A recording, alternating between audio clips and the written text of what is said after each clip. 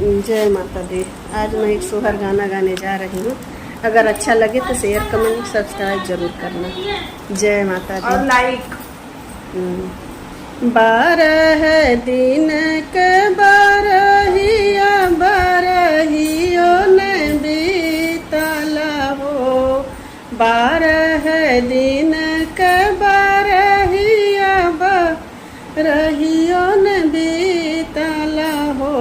ललना खिड़की के राही पियवा झाँक देखत मोहिया लागला हो। ललना खिड़की के राही पियवा झाँक देखत मोहिया लागला हो। 12 दिन के 12 बीतला हो।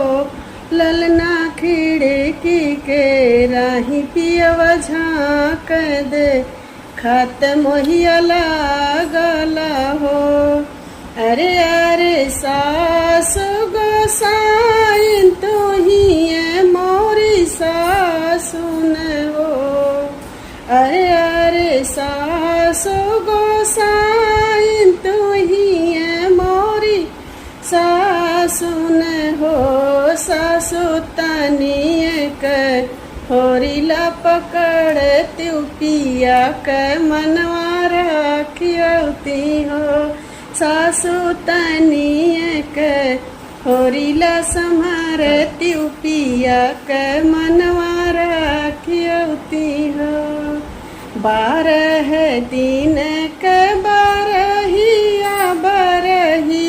न बीतला हो।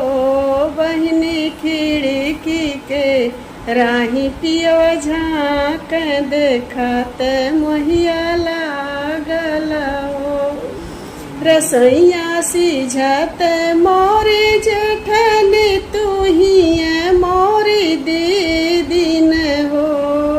रसोईया सिझत मोरी जेठनी तू ही मोरी दीदी न हो। दीदी तनिए के होरिला संभार त्यू पिया के मनवा रखियती हो। दीदी तनिए के होरिला संभार त्यू पिया के मनवा रखियती हो। 12 दिन के 12 न बीतल हो।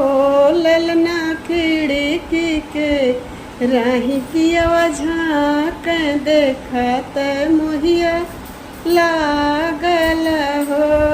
अरे अरे ननद गोसाइन तू ही मोरी ननदी न हो।